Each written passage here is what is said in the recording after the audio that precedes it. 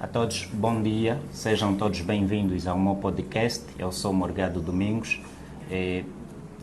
Estou feliz por ter conduzido o podcast de hoje pela primeira vez na história de Malange, um presidente a participar num podcast pela primeira vez e devo conduzir essa edição com muita responsabilidade.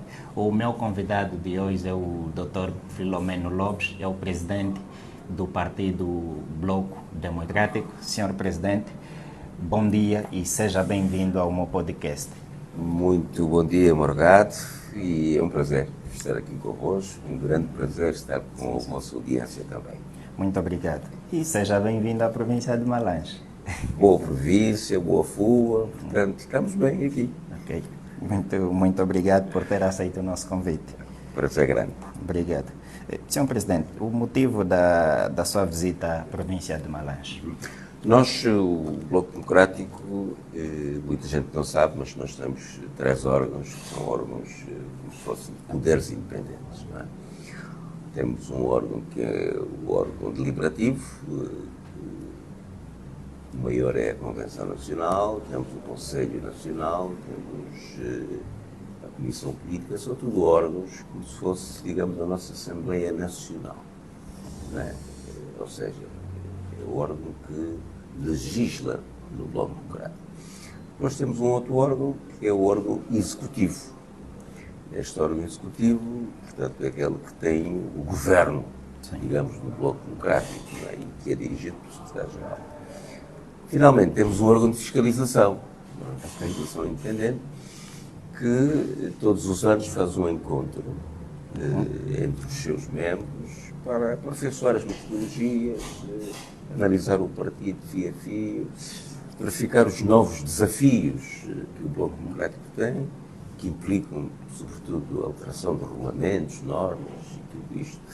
E eles dão-me a honra de abrir este encontro. E então eu estou cá em Malange, em primeiro lugar nesta condição, mas naturalmente estando cá, faço também o meu programa autónomo e então eu estou para constatar a situação de Malange, para perceber melhor como é que a nossa organização está, ajudar, motivar esta organização, ter contactos com a sociedade civil, com várias entidades e também com os parceiros do Bloco.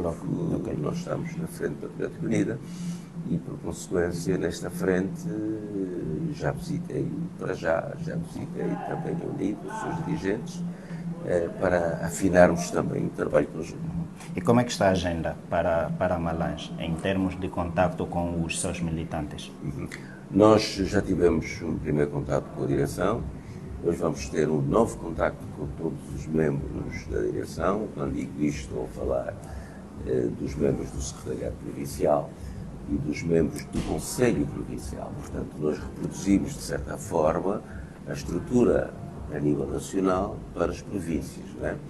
E devemos dizer que o Bloco Democrático é praticamente o único partido em que as estruturas provinciais são eleitas de forma independente. Não há interferência do centro, do presidente, do secretário-geral, dos órgãos nacionais na reprodução das estruturas provinciais. Portanto, tentamos que os nossos dirigentes provinciais sejam responsáveis perante a massa de militantes.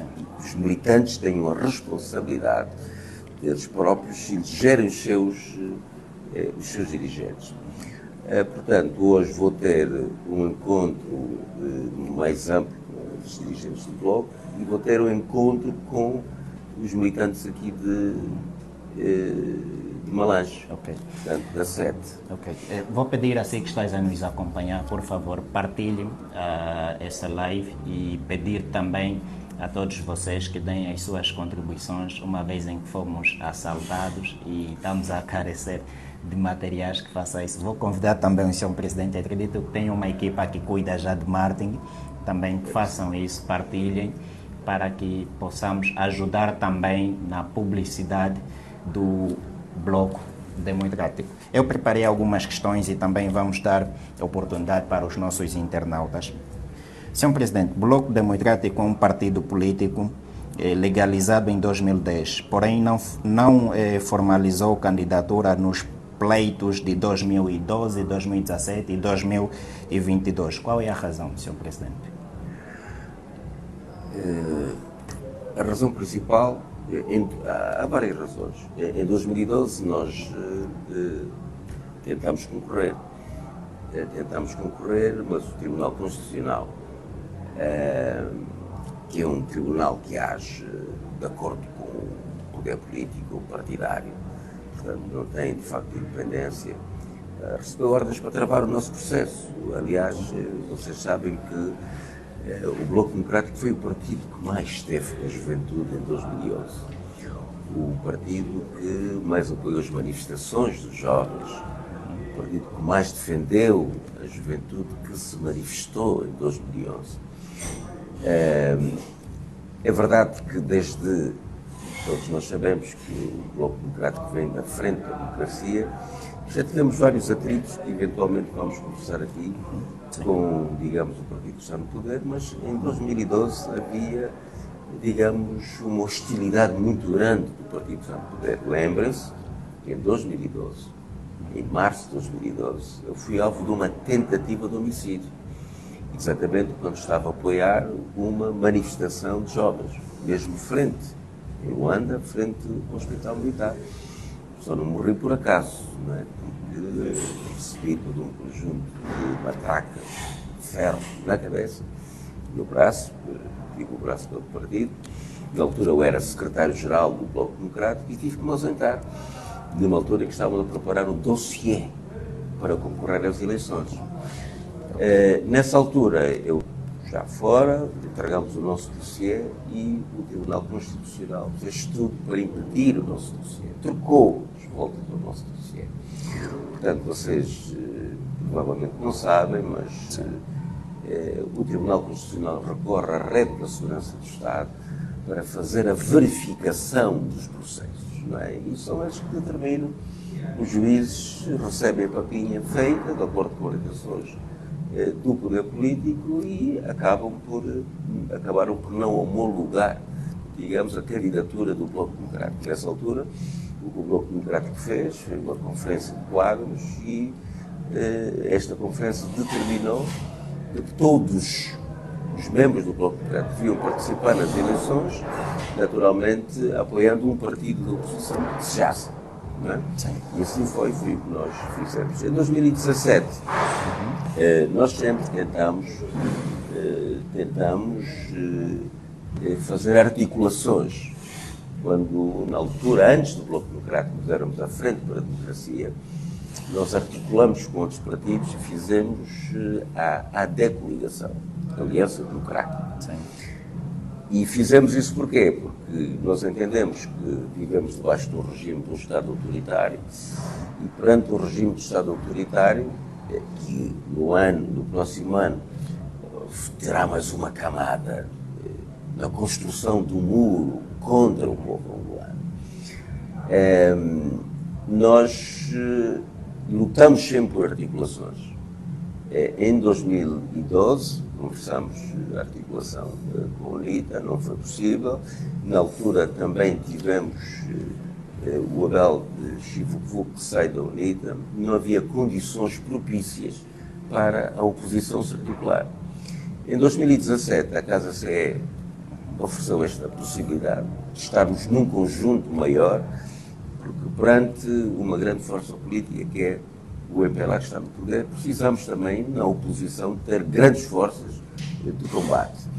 E então juntamos, digamos, a Casa CE em 2017 e em 2022 houve a feliz coincidência de várias forças políticas ligadas ao Chivucu, portanto, que agora tem para já, a UNITA e o Bloco Democrático, forças que estavam decididas não mais a concorrer para ter lugares no Parlamento, mas a concorrer para fazer a reversão do poder político. Então foi uma grande oportunidade. Naturalmente que em 2017 concorremos no seio de uma coligação e aí o Bloco Democrático concorreu, podemos concorrer ou isoladamente ou no seio de uma coligação. E em 2022 fizemos uma plataforma, um arranjo político e os militantes do Bloco Democrático concorreram no seio do Partido UNITA, e aí eles tiveram que se desvincular do Bloco Democrático, isto é, para que o nosso povo de Malange ter também a compreensão, digamos, das leis, e elegemos 5 deputados que estão no grupo parlamentar da UNITA, mas são deputados, todos nós sabemos, que vêm do Bloco Democrático. Portanto, nós entendemos, pela grave situação que o país vive, que é necessário fazer articulações amplas para ver se é possível que o MPLA, saindo do poder, nós criamos condições boas para criar as instituições democráticas do país. Ok, obrigado, Sr. Presidente. O BD é a abreviação do Partido Bloco Democrático. É importante também que as pessoas saibam disso. Eu dei uma olhada na página e vi BD. Ok, é a abreviação. O BD em Malange conta com quantos militantes e quais são as ações com impacto local? Nós hoje vamos conversar com os nossos dirigentes sobre essa estatística que temos em Malange. O que podemos dizer é que nós estamos aqui na sede de Malange, estamos em mais 5, 6 municípios, não estamos ainda nos 14 municípios aqui em Malange.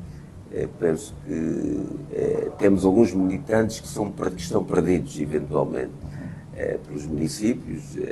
As articulações, as ligações com os municípios são difíceis. Ontem mesmo eu visitei Calandula e então temos lá também membros representados. Perdão, Sr. Presidente, é melhor pedir para aquele pessoal não fazer mesmo nada. Ok, obrigado. Sim, pode continuar. E, portanto, não lhe posso dar a estatística exata de quantos militantes temos neste momento aqui em Malange, mas temos estruturas constituídas aos 3 níveis, como lhe disse. Temos constituído o nosso Conselho Provincial, o nosso Secretariado Provincial e também a nossa fiscalização. Nós, nesta fase aqui em Malange, nós estamos numa fase, digamos, o nosso Secretariado Provincial tem feito alguma intervenção a nível dos órgãos de comunicação social. Foi aqui em Malange que também reunimos o primeiro encontro da juventude, que preparou a Convenção da Juventude, porque a nossa juventude é um órgão autónomo no seio do próprio partido, portanto também temos esta filosofia, para a juventude poder estar mais à vontade de formalizar a sua própria política e de poder dar um contributo, digamos, maior. E, portanto, há alguma ação social que também tem sido feita a nível, trabalhando com ativistas da sociedade civil. Okay. Sr. Presidente, Angola nos últimos tempos tem melhorado no ranking dos estados com maior liberdade de expressão e os direitos humanos. Que análise faz? Bom, se Angola melhorou, provavelmente os outros pioraram. Mas nós em Angola, um dos problemas que nós colocamos da ausência de democracia é exatamente o facto de nós não termos também uma liberdade de expressão autêntica no país. É preciso perceber Angola, e muitas vezes o exterior não consegue entender isto. Nós estamos num Estado autocrático. O Estado autocrático tem certas nuances, não é um Estado que utiliza os instrumentos ditatoriais de maneira aberta. Eu vivi no tempo colonial, e vivendo no tempo colonial, eu não podia estar contra o regime colonial de forma aberta. Tinha que trabalhar na clandestinidade, fechados, não é? Mas, aqui entre nós, abre-se para depois se fechar. Portanto, aqui entre nós, você utiliza a sua liberdade de expressão, como muitas pessoas fazem, por exemplo, denúncias sobre a corrupção, e até pode aparecer morto, mas ninguém faz conexão em relação a isso. Essas pessoas depois podem ser perseguidas, não é? Portanto, por outro lado, a liberdade de expressão não tem só a ver com o facto de eu ter a possibilidade de estar aqui no podcast. Muitas vezes as pessoas que têm esses podcasts e que estão a contribuir de maneira decisiva para a democratização do país, porque nós, desde o início, o Bloco Democrático afirma que sem liberdade de expressão não há democracia. E sem pluralidade de opiniões também não há democracia.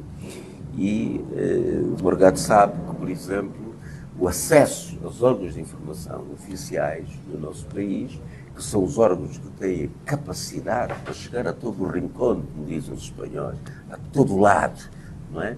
Nós não temos esta possibilidade. Eu sou presidente do Bloco Democrático. Eu nunca tive uma entrevista em direto na TPA, na Rádio Nacional de Angola, não é? No passado até convidavam-me como economista, não como político. Portanto, isto é sofisticação. E, portanto, nós temos que perceber essas nuances que muitas vezes não são captadas a nível do seu país. Angola ainda não é um país que tem essa instituição, liberdade de expressão, perfeitamente liberada, e nós temos pessoas que, por exprimirem as suas expressões, estão presos políticos. Inclusive, eu ontem visitei a mãe do Gilda Ruas, que é um jovem que expressou em torno daquilo que a Constituição diz, liberdade de expressão, expressou os seus sentimentos sobre o Presidente da República e, por causa disso, está preso. Portanto, em democracia não se prende por razões políticas, não é? Há diferenças políticas que têm que ser admitidas e a democracia é mesmo isto, é saber conviver com a diferença, não é?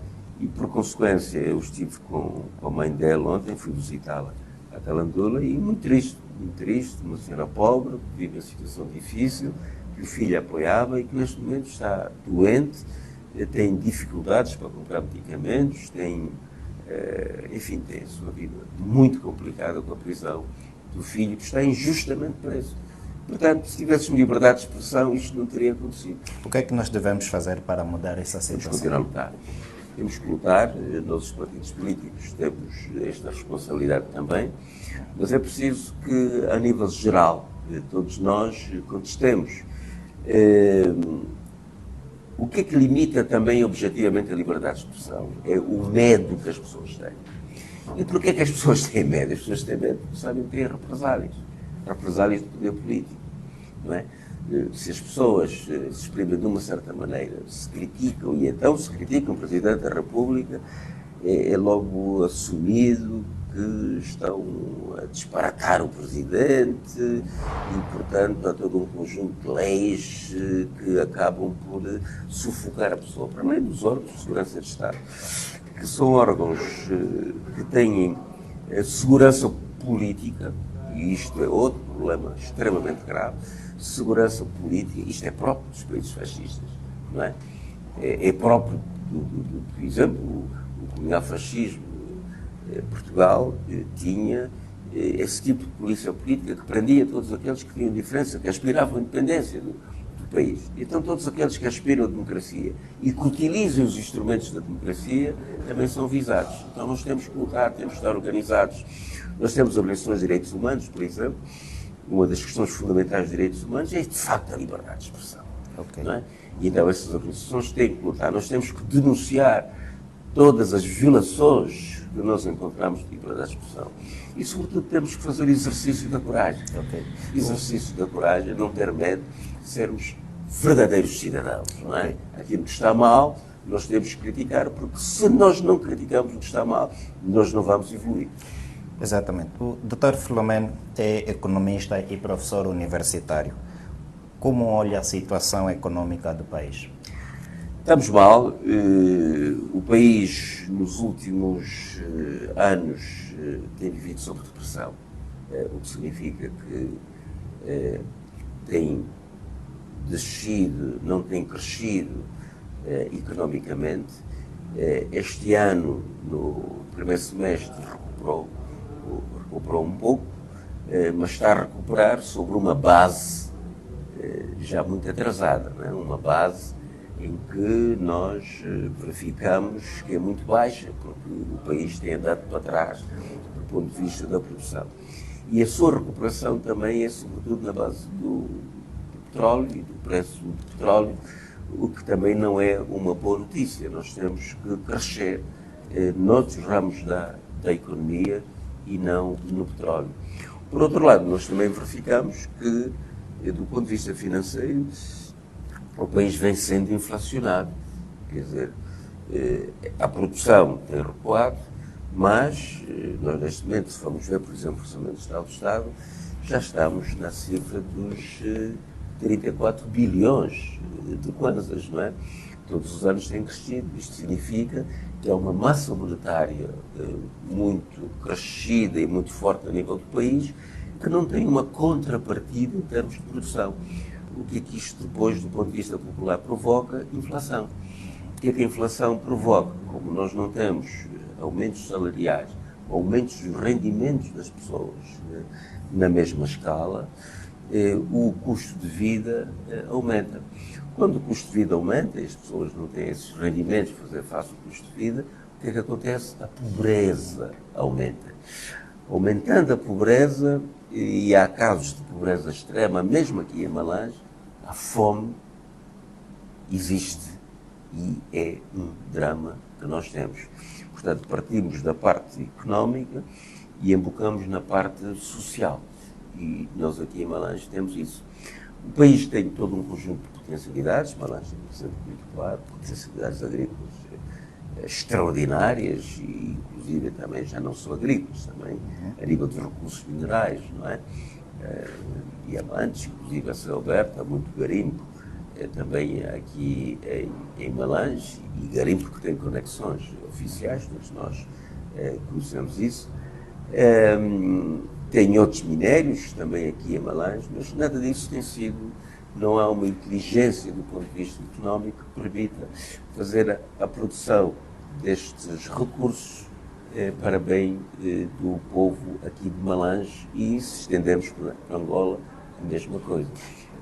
Sim, Sr. Presidente, a soberania do país passa também pela segurança alimentar e, conforme o Sr. Presidente já disse muito bem, que análise faz sobre a produção nacional e o contributo para a estabilidade econômica?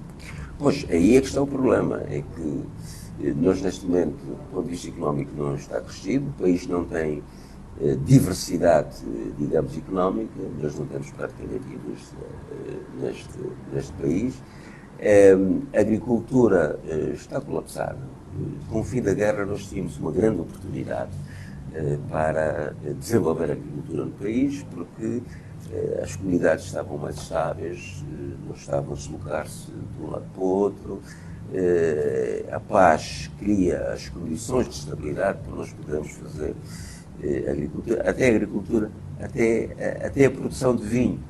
Podíamos fazer aqui, porque é uma das produções mesmo de paz, porque digamos, o seu processo exige que haja estabilidade numa certa comunidade, mas nós não temos aproveitado isto, não é? Angola é dos países com uma governação pouco inteligente, que não soube aproveitar aquilo que todo mundo aproveita, aquilo que se chama, em termos de ciência política, conjunturas críticas. Você tem uma conjuntura crítica, tira as lições da conjuntura crítica e depois você ressurge de outra maneira.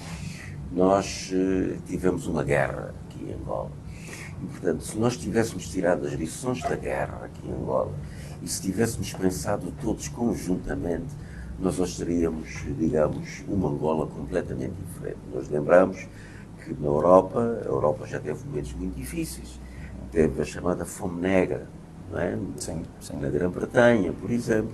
Eles tiraram lições de conjunto disto. E ao tirar lições, aproveitaram essa conjuntura crítica para dar um salto em frente.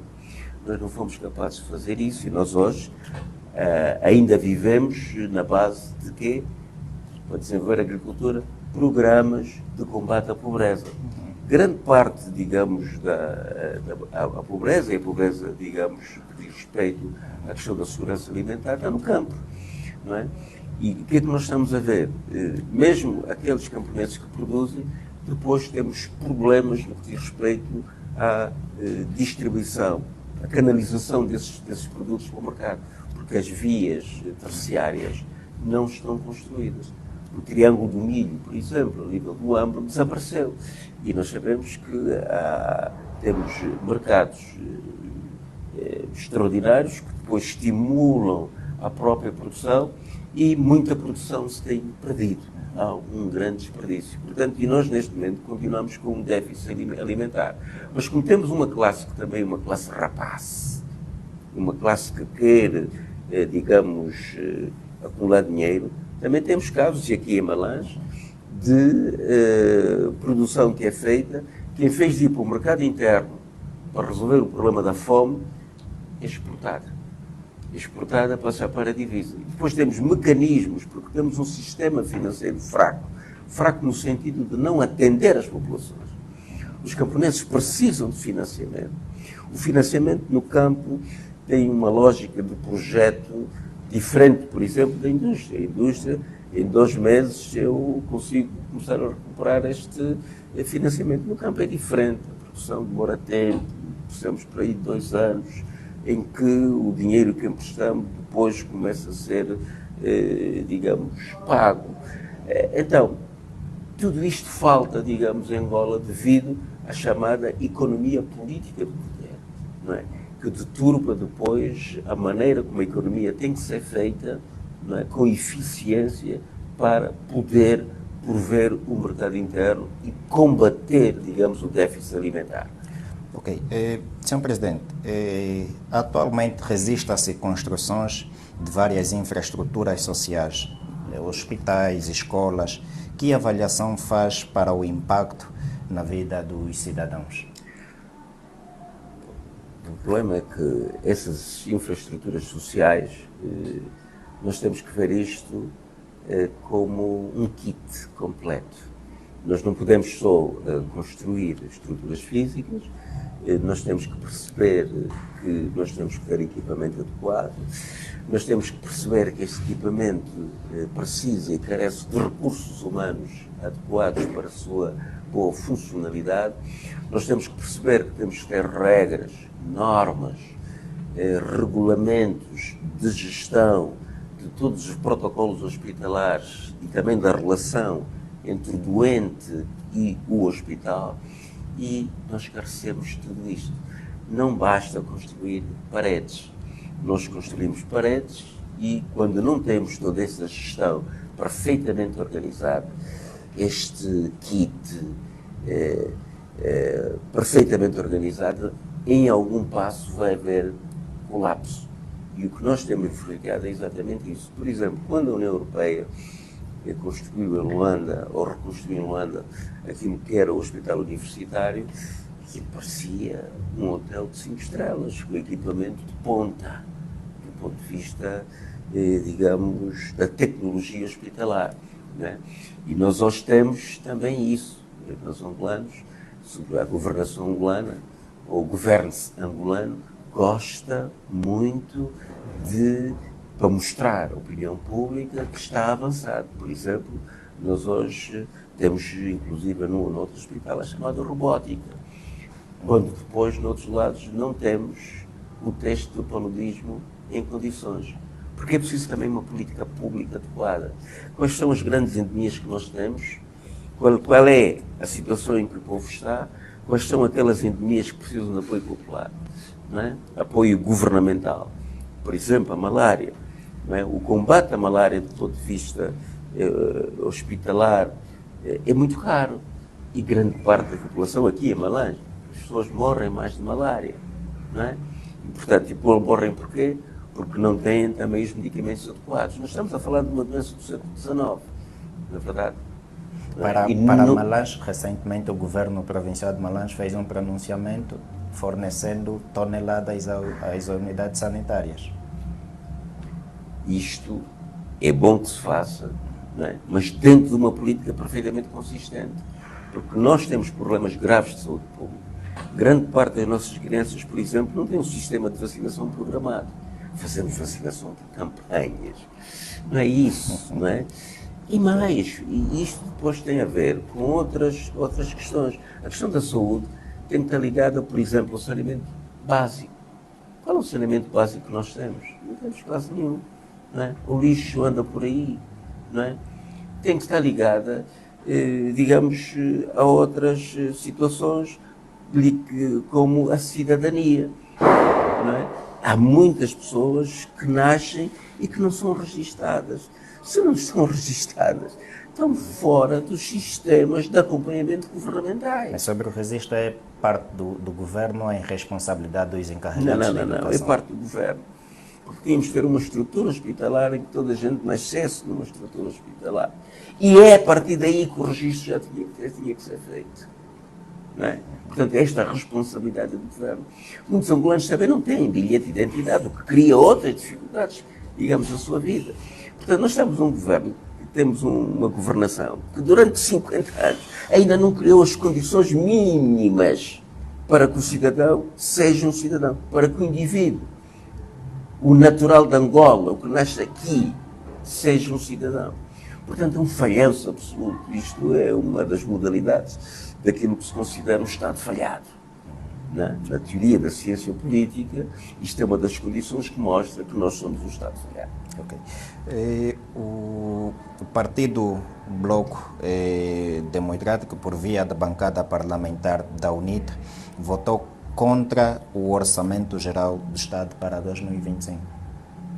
Votamos sim contra o Orçamento Geral do Estado. É um sinal profundo que nós estamos a dar. O Orçamento Geral do Estado não acautela e não dá segurança de que o setor social efetivamente vai ter o desenvolvimento que merece. O Orçamento Geral do Estado não nos assegura que haja o apoio económico para a segurança alimentar. O Orçamento Geral do Estado não nos assegura que o camponês vai ter o apoio necessário para poder produzir, transportar a sua produção e ele crescer também e desenvolver-se. Não dá esta segurança.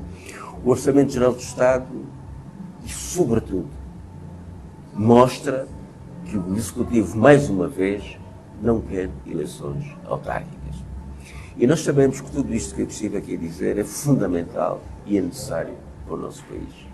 Portanto, o Bloco Democrático, juntamente com outras forças políticas da FPU, não podia calcionar este Orçamento Geral do Estado. E é um sinal que damos. O que é que isto quer dizer? Vamos ter um programa de luta. E nessa luta, naturalmente, nós desejamos ser acompanhados por toda a população para que, em momento oportuno, haja uma retificação do Orçamento Geral do Estado. O que nós estamos a sinalizar com isso é que queremos que, juntamente com o povo angolano, lutemos por uma alteração deste Orçamento Geral do Estado para nos proporcionar, digamos, aquelas medidas que podem tirar os angolanos do buraco em questão. O país está mal, o país está muito vulnerável, estamos a morrer muito, há muita fome e, portanto, o Orçamento Geral do Estado devia ser um instrumento de combate a esse tipo de situações e não um instrumento, como tem acontecido, de favorecimento de certos grupos sociais que aprofundem ainda mais a desigualdade que o nosso país tem. Aliás, uma das causas da pobreza do nosso país está na desigualdade. Nós é Angola, e Angola é dos países que a nível mundial tem mais desigualdade, ou seja, a diferença entre pobres e ricos é muito grande. Há uma minoria que tem muito e há uma maioria que tem quase nada. Por isso é que somos 300 milhões de pessoas em estado de pobreza, entre 35. Portanto, é muito. E nós temos que olhar para isto com seriedade. Não há uma participação ativa do governo na promoção da equidade social? Não há. Antes, pelo contrário. O que o governo promove é exatamente a desigualdade social. Nós estamos a ver quem é que promove a corrupção. É a governação. É a governação que promove a corrupção. Temos todo um sistema que não permite evitar a corrupção. Nós não temos sistemas de integridade, que é regras boas e adequadas no funcionalismo público que impeça a corrupção. A corrupção continua. E é a corrupção que promove a desigualdade social. Não é? Portanto, o governo é fautor, ele é que é o impulsionador desta desigualdade. Ele é que promove, ele é que tem os instrumentos de promoção dessa desigualdade. O governo tem instrumentos que diz Morgado vai ser pobre. E o governo tem um plano para empobrecer o Morgado. A mãe do Gildo tinha um filho que a apoiava. O filho está preso. A mãe do Gildo está cada vez mais pobre. Não é? Só há 2 dias é que restabeleceu a luz elétrica na sua modesta casa. Não vive num ciclo em que durante a noite, por causa da falta de luz, as cobras podem penetrar na sua residência. E o que é que acontece? Quem é que promove isto? É o governo. Porque injustamente prendeu uma pessoa que não é gatuno, não dilapidou o erário público, não fez nada disso de mal, mas está preso, não está a produzir, não é? Não tem rendimentos, não aumenta o rendimento familiar, não é? Coloca os filhos também numa situação difícil, os filhos dele para estudar, muito difícil, tem que morrer a solidariedade. Portanto, nós estamos a ver o governo, por várias vias, é que promove essa desigualdade. Okay. A política externa do país definiu o foco na atração de investimento e a visita do presidente dos Estados Unidos a Angola representa um marco decisivo na diplomacia angolana. Como olha essa visão do Executivo, Sr. Presidente? Bom, nós sabemos que Angola tem estado, sobretudo, naquilo que se dizia, da esfera soviética, e quando se diz que é um marco decisivo, digamos, o que se está aqui a tentar dizer é que agora Angola faz uma viragem a todos os títulos, digamos, para o bloco ocidental. Mas devemos verificar certo tipo de coisas. A produção, por exemplo, petrolífera americana nunca saiu de Angola, desde o tempo colonial até esta parte. E, portanto, houve sempre esta cooperação. A cooperação também, do ponto de vista económico, com a Europa tem sido fortíssima, não é? Desde há 5 anos esta parte, que a dívida externa de Angola está mais dependente do Ocidente do que dos outros. Noutros termos, o nosso maior credor é, efetivamente, a China, que tem cerca de 28%, mas o resto das dívidas são dívidas multilaterais do bloco ocidental, portanto, Fundo Monetário Internacional, Banco Mundial, e de outros países, nos quais a Grã-Bretanha é, digamos, o mais importante. Isso significa que, do ponto de vista da economia, do ponto de vista da dívida externa, Angola está, efetivamente, tem este alinhamento com o bloco ocidental. A China apresenta-se como um grande parceiro, construiu várias infraestruturas em Angola, que emprestou bastante dinheiro a Angola, mas é só a China. O Bloco Oriental, por exemplo, o chamado Bloco Leste, que agora grande parte dele também está dentro das estruturas ocidentais, e incluindo a Rússia praticamente não tem grande cooperação. Agora, estas questões entram também na questão da geopolítica e, portanto, as cooperações não só são do ponto de vista económico, mas também do ponto de vista militar, do ponto de vista das lógicas, digamos, da funcionalidade dos sistemas sociais. E é nisso que se diz. Agora, naturalmente, que sabemos repare, os caminhos de ferro praticamente estavam parados. Eles foram concebidos no tempo colonial. Os caminhos de ferro foram concebidos no tempo colonial porque interessava, digamos, a economia colonial, não é? Transportar o minério de um país, atravessava Angola e em Angola, por um lado, tem condições marítimas para exportar para a Europa, também o que vem do Interland africano a nível do leste também vem e também daqui é exportado. Portanto, conveniência digamos, do bloco externo. E é por isso que ficou paralisado, porque os interesses externos deixaram de se fazer supor. Quer dizer, as independências não foram capazes de criar articulações próprias. Os Congos, a Zâmbia, Angola, entre nós africanos, não fomos capazes de reconstruir estas coisas em nosso benefício interno. Os americanos têm interesses na RDC, têm interesses também na Zâmbia, e, portanto, Angola faz a ligação destes interesses. Não é? É evidente que agora fala-se em novas filosofias, mas nós, quando nós nos perguntamos, houve a exploração dos combustíveis fósseis em Angola, petróleo, e depois também dos minerais, diamantes e outros.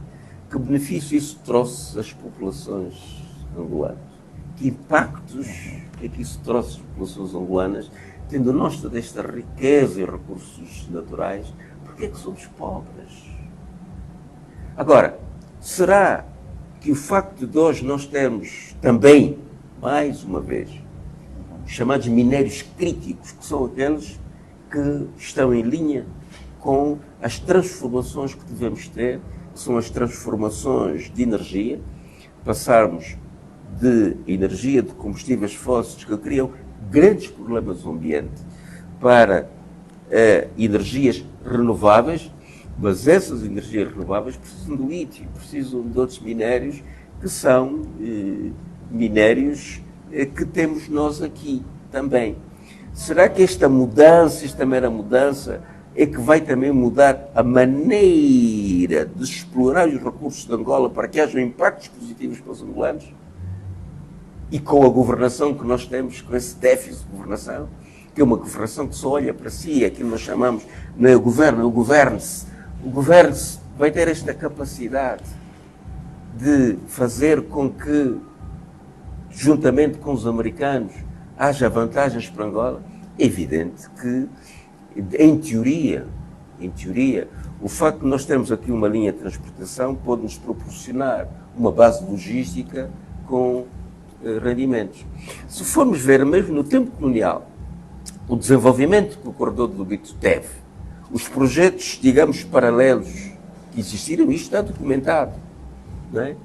Para favorecer, digamos, as populações, e naquela altura, naturalmente, com predominância para favorecer as populações brancas, que eram os grandes empreendedores do país, muita coisa estava já a ser implementada, não é? Que eventualmente pode ser retomada agora. Só que nós temos um déficit de governação popular, de governação para o seu povo.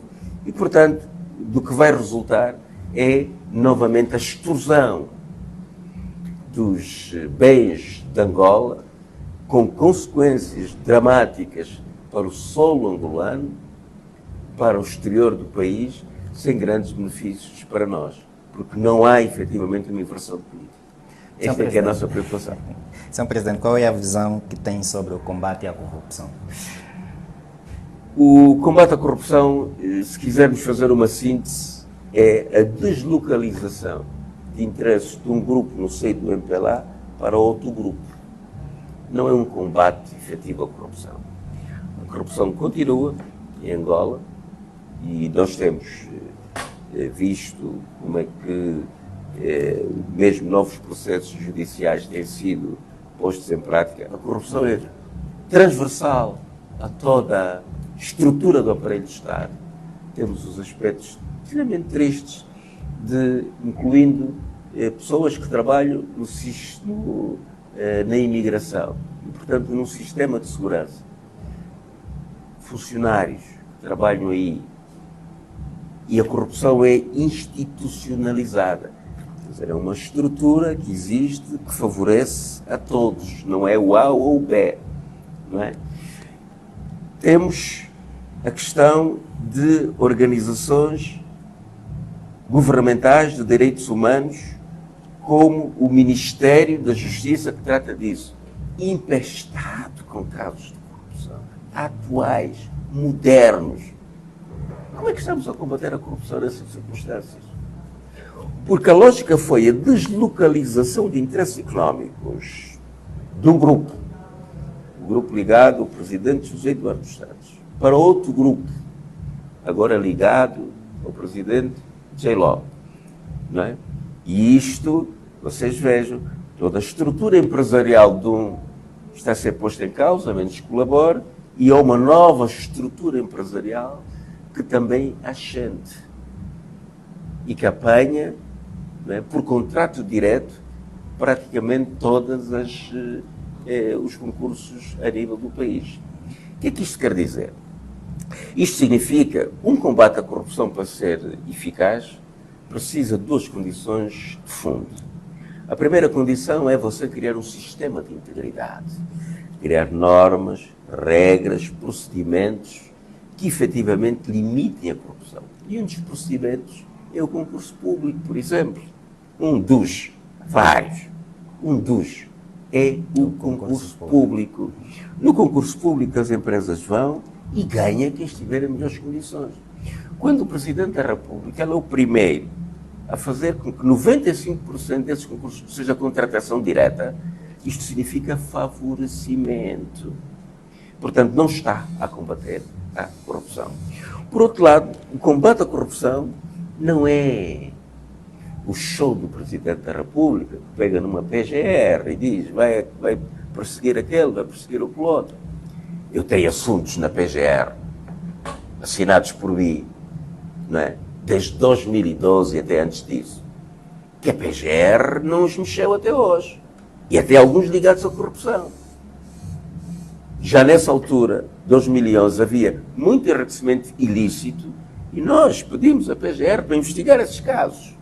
A PGR nunca investigou estes casos. Nós temos outras questões ligadas à violação de direitos humanos, como agressão, que eu próprio sofri. E que nós colocamos a PGR até hoje. Nós não temos qualquer tipo de resposta da PGR. Mas quando o Presidente da República diz, olha, vai atrás daquele, aquele está-me a fazer confusão aqui no MPLA, olha, vai agora já atrás daquele. O Sr. Higino agora também quer ser Presidente da República, faça aí o levantamento dos problemas. Toda a estrutura do Estado rouba, não é? E qual é a gestão que o Presidente da República faz? Ele tem os dossiês todos, depois decide. Epá, a esse dou uma dose, aquele dou outra dose, aquele não dou dose nenhuma. Como fazia também o Presidente Eduardo dos Santos. Não é? O nosso inspetor, o Mande, ia aos ministros e dizia, Sr. Ministro, olha, está a ver, estou aqui esta pancada. Mande, você sabe a circunstância. Olha, aqui mais um. E depois no fim dizia, e o Ministro... E isto mostra que o inspetor do Presidente da República tem conhecimento. Depois ele dizia assim, olha, mas o Presidente da República arquive-se. Muito obrigado, muito obrigado. E tem todos os ministros na mão, por isso o Presidente da República nomeia, exonera, ninguém diz nada, está tudo bem. Ninguém sabe porquê. E todos depois estão alinhados para voltarem a ser nomeados, porque têm todos na mão. Portanto, não há aqui um sistema também, que eu ia dar esta ideia, de controlo da sociedade às instituições do Estado. E todos aqueles que dizem que a corrupção é um problema geral, o povo deve denunciar. Os que denunciam sofrem consequências. Falando de denúncia, Sr. Presidente, a oposição não deveria juntar-se a essa luta com contribuições mais concretas? Deve e faz isso. O Bloco Democrático é um partido que está sempre, desde a denúncia, inquirir os órgãos oficiais a explicarem, a formularem inquéritos e, portanto, a oposição tem feito isto. Podemos dizer que poderá não estar a fazer com a cutilância que devia fazer, não é? Mas nós, o Bloco Democrático, na base, digamos, das nossas capacidades, temos efetivamente feito isto e vamos continuar a fazer. E eu que estou também a fazer aqui. Estou a denunciar dentro, digamos, também de um plano alternativo, dizendo que caminho deveríamos ter para que as coisas caminhassem melhores. Okay. Daqui a pouco já vamos ler as perguntas dos nossos internautas. As minhas perguntas vou terminar com mais uma e depois vamos já passar para os nossos internautas. Sr. Presidente, quais são os contornos políticos agora com a legalização do para já servir Angola? Bem, em primeiro lugar, o Bloco Democrático sempre se bateu por questões de direito que para já fosse legalizado. Todos nós visualizamos que houve uma estratégia do regime para impedir que novos partidos se legalizassem. Nós achamos que isto é errado. O poder político não deve.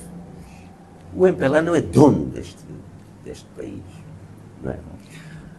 E, portanto, não deve determinar quem é que deve ser partido político e quem é que não deve ser partido político. Naturalmente que nós sabemos que na manobra política muitos partidos são efetivamente proporcionados pelo MPLA.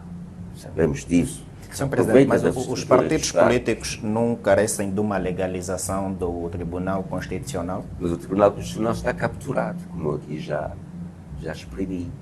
Está capturado pelas estruturas da Presidência da República e também pelo partido que está no poder. E você sabe que a maioria dos vícios que lá estão são exatamente colocados pelas estruturas do MPLA e pelas estruturas do Estado, através da Presidência da República ou através de outros órgãos que, por sua vez, também estão capturados. Este é um dos problemas da nossa dita democracia. Quando a gente diz que não há democracia, porque não há independência dos poderes. Tomara nós que nós tivéssemos um poder judicial independente, otorgado como cidadão, o B. Ferreira como cidadão. Todos nós sentirmos-íamos mais confortáveis, mais seguros, porque os nossos direitos fundamentais estariam atendidos. Eu podia entrar numa briga com a governação, não é? E teria a certeza que nesta briga eu poderia vencê-la, se tivesse razão, não é? Mas não é isso que se passa, digamos, aqui em Angola, não é? E sabe que várias brigas que vão para o Tribunal Constitucional, que afetem o MPLA ou que afetem, digamos, órgãos de Estado, essas brigas não são resolvidas a contento das próprias leis. Portanto, o Tribunal teve ordens para não legalizar partidos, agora vai ter ordens para legalizar partidos. Porquê?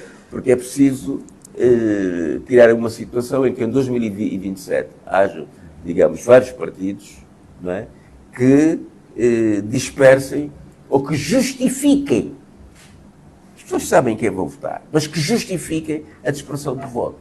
Porque aqui o Partido no Poder joga muito para aquilo que se chama impressionismo.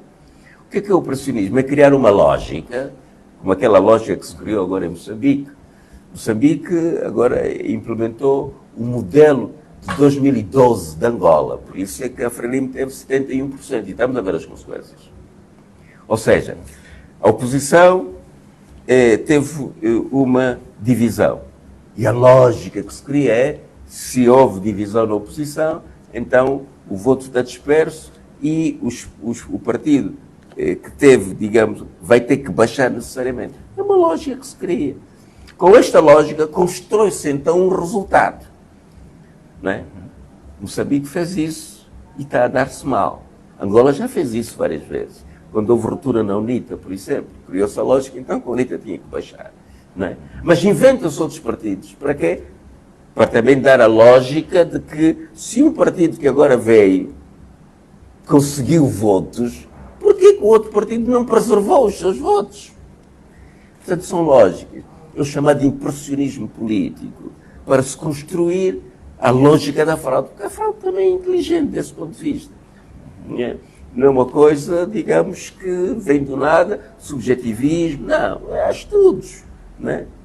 Porquê que o MPLA um ano tem 81, outro 71, outro 61, outro 51%? Quer dizer, nós, o eleitorado angolano, tem esta capacidade matemática de retirar sempre 10% ao MPLA. Como é que o Tribunal Constitucional valida eleições nestas condições, contado pela CNE, que também tem maioria do MPLA? Vocês notem a luta que está agora em si, só por causa de um. Só por causa de um comissário para a CNE. Portanto, esses órgãos estão capturados. Isto é uma fraqueza do nosso sistema. Isto é que diz que é autocracia. A autocracia Todos podemos estar aqui, eu estou aqui a falar, etc. Estamos em mítines, Assembleia Nacional, mas no fundo, quem determina é um. Porque criou as estruturas todas para ele próprio estar sempre em cima. Isto é que é autocracia. É que determina, embora andamos todos aqui num folclore, numa aparência de que a coisa é aberta. Não é? Portanto, isto é um Estado sofisticado. E ainda por cima é uma autocracia securitária, em que todos nós estamos debaixo de um sistema persecutório da segurança de Estado, que ao invés de nos proteger, não é? Veja o que é que os da RDC vêm cá fazer do ponto de vista económico mesmo em Malange, não é? Em que a nossa produção é financiada por elas, porque nós não temos um sistema financeiro e em matéria de segurança não se vê nada disso. Veja como é que o garimpo está a nível de individualidades dos exteriores. Veja como é que vários institutos de segurança são deturpados aqui em Angola, medicamentos que são falsos que entram aqui em Angola, todo um conjunto, digamos, de importações falsas. Nós não temos segurança de Estado, digamos, para isso, mas para perseguir um ente político fundamental, né, para se introduzirem nos partidos políticos. Hoje, nós estamos, através da estrutura do Sr. Garcia, estamos a receber muitos convites para conversarmos com eles. Os partidos políticos da oposição ou na oposição não são casos de polícia, é política, não é? Nós convocamos uma manifestação, no dia seguinte quem vem dialogar connosco é a polícia, não é, digamos, o governo provincial. Isto mostra a característica de um Estado policial e mostra este viés de que os partidos políticos são um problema, não é, de polícia e não de política. Por isso é que até a segurança militar faz análises semanais sobre como é que os partidos políticos estão a comportar, etc.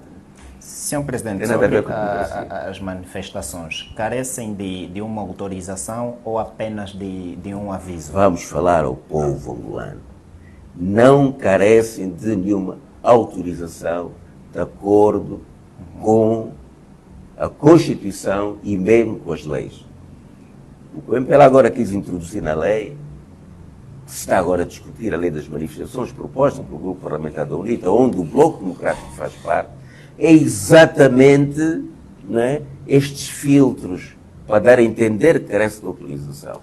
E na linguagem do governo, inclusive do próprio Ministério do Interior, nós fomos ao Ministério do Interior, na altura do Labarim, fomos falar e notamos que o jurista do Ministério também utilizava esta argumentação de autorização. Para eles, uma manifestação é logo um caso de lesa pátria. Manifestação para eles tem sinónimo de confusão. Portanto, não tem mentalidade democrática. Manifestação não é confusão. Manifestação é isto mesmo. É eu manifestar um interesse qualquer, pró ou contra. É um direito do cidadão. Exatamente, e é um direito que só carece de informação.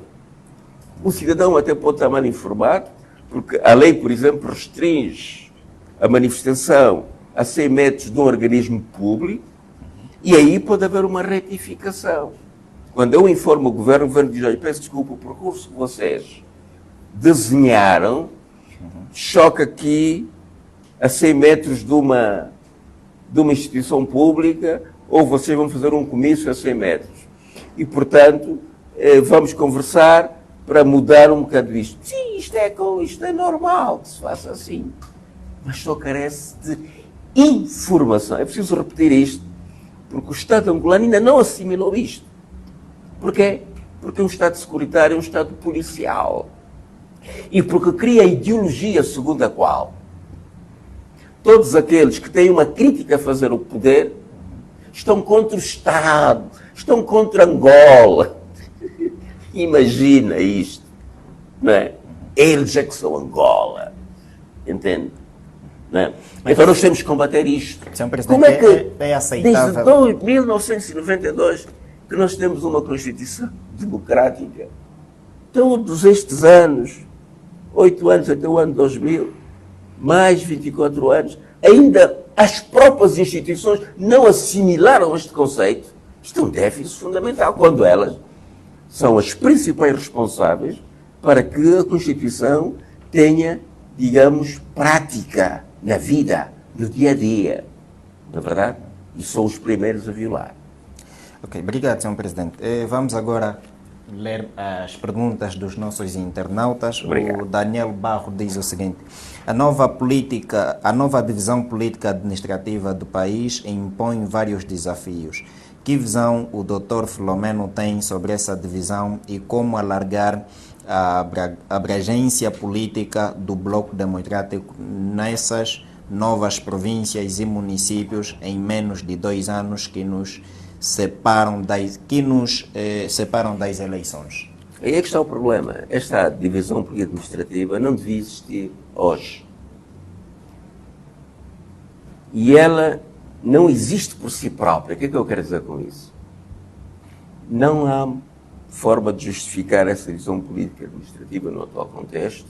Ela surge para impedir as eleições autárquicas. E isto é grave na matéria de governação. Quando nós temos agendas diferentes... Mas eu gostaria que explicasse bem sobre isso. Vamos explicar. Sim. Não é? O governo diz que faz uma decisão política administrativa por todo um conjunto de fatores, desde estar mais próximo das populações, até provavelmente questões económicas, questões étnicas, etc. Não é? Mas este não é o propósito real. O propósito real do governo é impedir as eleições autárquicas. Como? Vocês vejam o debate. Em 2020, quando se colocou e quando o próprio Presidente da República consultou o Conselho da República, que diz, sim senhora, vamos avançar imediatamente para eleições autárquicas, porque isto é uma polémica antiga, isto já vem nas leis antigas, isto é constitucional. E atenção, o Presidente da República está a violar por omissão a Constituição. Porque quando nós demoramos tanto tempo a implementar algo que está na Constituição, estamos a violar a Constituição por omissão.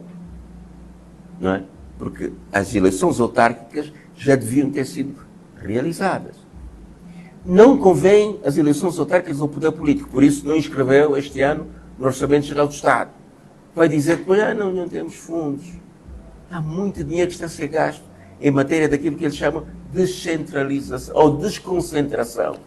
Mas não se gasta dinheiro para descentralização, porque a descentralização é um conceito em que damos poder às populações. Porque as populações é que vão votar os seus dirigentes. Enquanto que a desconcentração apenas delega aquilo que é uma competência do poder central, passa agora ou para a província ou para o município. Mas sob controle do poder central, sob controle, digamos, da governação, do Presidente da República, do MPLA. Não é? Então, o propósito dessa DPA não é genuíno.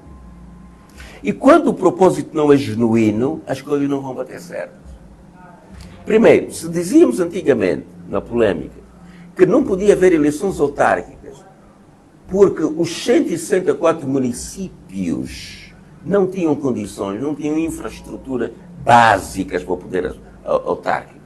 Inclusive aquelas estruturas que permitem depois o poder autárquico ter uma política, digamos, fiscal para poder ter impostos próprios, para poder então ter receitas para as despesas das autarquias. Diziam isto. Não há essas condições. Por isso é que em 2019 se avançou com o chamado PIN. O PIN foi para criar estruturas em cada município, estruturas administrativas, estruturas bancárias, estruturas sociais, ter um SIAC em todo lado, não é? Eu, para tirar o meu BI, já não tenho que ir a Luanda, todas as coisas assim, uma certidão, etc. Essas estruturas em que a vida das comunidades podiam ser realizadas, não é? Na própria comunidade. Diziam que não tinham para 164. Agora vão ter para 350 e tal. Não. Então isto é protelar para as calendas gregas, porque a lógica vai continuar. Se querem ter eleições, que as façamos, então, em todo o território como nós reivindicamos, esta polêmica do gradualismo, não é? Porque nós dizemos, não, todos os angolanos têm consciência, têm capacidade de escolher os seus dirigentes. Agora, como há déficit, vocês até hoje não conseguiram montar estruturas, não é? Vamos então, com a força política dos municípios, dos cidadãos dos municípios, vamos com esta força política reivindicar a construção dessas estruturas, já que vocês não conseguiram ter vontade de fazer isto, não é? Cabinda, por exemplo, mesmo no tempo do Rocha, o Rocha dizia, eu não preciso dos 10% dos petróleos, basta que pela economia que eu tenho aqui, tenha impostos municipais, vou conseguir o dinheiro suficiente para desenvolver aqui Cabinda. Mas não, os impostos municipais vão para a central também e, digamos, os municípios ficam sem condições. Portanto, nós estamos contra essa divisão política administrativa, é para criar mais dificuldades. O próprio Estado vai ter dificuldades e vai entrar em colapso, do nosso ponto de vista. Não tem capacidade financeira para criar estruturas em todo o território nacional. E vai entrar também em colapso administrativo.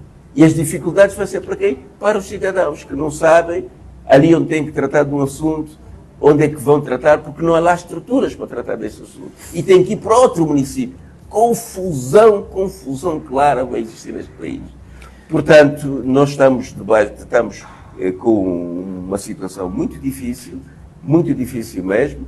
Eles têm todo o poder, por isso é que se atribuem maiorias na Assembleia Nacional, por mais que a oposição bata, as coisas não se alteram, e por isso só uma forma de alterar as coisas. A grande parte da população ainda não está em sintonia. Tem que haver um esforço conjunto entre os partidos da oposição que pretendem a mudança e toda a sociedade que já viu que isto está mal. Ao invés de nos acomodarmos, o governo fez isso, não fomos capazes de impedir a decisão administrativa, vamos só cumprir, nós temos que lutar contra isso conjuntamente. Sr. Presidente, quais são os possíveis ganhos com a implementação das autarquias locais? Muitos. A vida vai começar a fazer-se ali. As pessoas vão ter capacidade de definir aquilo que querem. Vai ser possível impor um orçamento participativo, ou seja, as comunidades discutirem as prioridades, digamos, da sua comunidade e, como em economia temos sempre dificuldades de ter recursos para fazer tudo ao mesmo tempo, fazermos aquilo que são as prioridades. Os serviços vão estar lá concentrados. Por exemplo, somos a Belize. Agora dividiram lá o município e o município ficou com 25 mil pessoas. Portanto, é fácil ter uma discussão dessas 25 mil pessoas, os adultos são muito menos, para poderem discutir os problemas e poder montar estruturas. Temos que contar com a força e a vontade das comunidades, na verdade. Por outro lado, vamos ter uma governação próxima e com a primeira grande vantagem do Morgado saber que na sua comunidade, a pessoa mesmo que tem um amor pela comunidade é o Joaquim. É aquele que quando faltou água, não é? Discutiu o problema, chateou a governação local. Então o Joaquim, este é que tem que lá ir, porque já tem sensibilidade. Não é porque o Bloco Democrático, coisa, não. Se o Bloco Democrático não escolher o Joaquim, a comunidade não vai votar no Joaquim. O problema aqui é que nas eleições gerais joga-se o prestígio dos partidos. PLA, NITA, Bloco Democrático, PRS, etc. Enquanto que as eleições autárquicas concentram-se mais nas pessoas. Okay. E que nós sabemos, é uma pessoa honesta, não é? Então pode lá estar. Então isto muda logo o status quo. As vantagens são muito grandes, digamos, para o desempenho das comunidades e para o progresso. Porque as pessoas estão atentas aos problemas e podem tomar a palavra mais facilmente. Sim. Sr. Presidente, já para terminar, o que é que esperamos do Bloco Democrático em 2027? O que é que esperamos? O Bloco Democrático vai continuar a lutar com as comunidades para poder ganhar a confiança das comunidades. Esperemos que o Bloco Democrático até lá se fortaleça. A nossa palavra de ordem é um Bloco Democrático forte, junto das comunidades. E, portanto, os militantes do Bloco Democrático têm que ter coragem de fazer luta nas comunidades para ajudar a resolver os problemas das comunidades, né? E o Bloco Democrático conta, durante esses próximos 2 anos, ter efetivamente a confiança das comunidades, e assim também pensamos e auguramos que as outras forças da Frente Patriótica Unida o façam da mesma maneira, para nós podermos estar em 2027 em condições de concorrermos e fazermos a inversão da situação no nosso país. Esta confiança é importante. Nós sentimos em 2022 algo extraordinário. Sentimos uma nuvem de pujança, uma nuvem de energia a nível dos angolanos, suficientemente capaz de enfrentar os grandes desafios que nós temos neste país. Porque hoje o governe-se é fácil. O que é governe-se? É quem é governante preocupar-se consigo. Isto é fácil. Só tem que ter a capacidade demagógica de dominar o povo, de fingir que está a fazer boas coisas para o povo. Mas o governe-se funciona. Agora, governar, e nas condições de Angola, vai ser muito difícil. Quando passamos a verdadeira governação, em primeiro lugar, restituirmos todas as liberdades e confrontarmos com as opiniões das pessoas. Em segundo lugar, ter a capacidade de aproveitar, porque hoje em dia governa-se com as pessoas, governa-se com as comunidades. Temos é que ter capacidade de aproveitar essas capacidades das pessoas. A governação tem que ter esta abertura, em primeiro lugar, e que tem que ter esta capacidade de síntese e, tecnicamente, poder, então, montar aqui um bom sistema. Depois, o combate à pobreza não é brincadeira nenhuma. Com os vícios, inclusive, que já estão instaurados na administração pública, em onde temos que criar sistemas de integridade muito rigorosos mesmo, e que as pessoas têm que confiar que o país vai, a cada pessoa que está na administração, dar o suficiente para que faça bem o seu trabalho. Não é? Porque hoje em dia, a democracia tem problemas, tem questões dessas. Quando estamos num Estado democrático, você vê que em Portugal, a própria polícia utiliza o sistema democrático, manifesta-se, pressiona a governação para alterar, digamos, os salários. Aqui o que é que se faz? Como eu não posso discutir isto com a governação, porque vou ter problemas, então o que é que eu faço? É para o cidadão. Você vem aqui, a taxa é 10, paga 100, paga 2.000, paga 50.000 e dividimos aqui o dinheiro entre nós. Quem paga o salário são os próprios pobres, não é? O sistema está assim. Porquê? Porque a democracia não permite que aquele cidadão, funcionário público, discuta. Hoje nós temos, por exemplo, os sindicatos na função judicial, que porque são combativos, todas as lideranças desses sindicatos estão a ser isoladas. Ou são postas de um lado para o outro, como agora aconteceu no Soja. O dirigente do Soja, neste momento, por estar a defender os seus, já foi transferido para o outro lado. Portanto, e ele não tem capacidade de discutir isto, de repor isto. Só pode, quando for lá discutir, vão-lhe fazer aquilo que os ingleses chamam de trade-off, uma troca. Ou seja, você também pode não ser transferido para o outro lado, mas você tem que dançar a nossa música e tem que ter o cartão. Hoje nós temos situações como, por exemplo, o nosso secretário provincial, não é? Não sou ele e muita gente, tem condições de ser coordenador de curso, mas não é porque é do Bloco Democrático. Está a ver? Muitos professores do Bloco Democrático, e o Bloco Democrático tem muitos professores, que trabalham no município, que vivem no município, são postos maleficamente noutros municípios, exatamente para não terem atividade política. Quer dizer, então as pessoas depois recorrem a outras formas, não é? E o que nós fazemos, os nossos membros, é que tenhamos coragem, que tenhamos integridade, não é? Não vamos entrar nesses esquemas só porque estamos a ser visados. Portanto, tudo isto é um conjunto.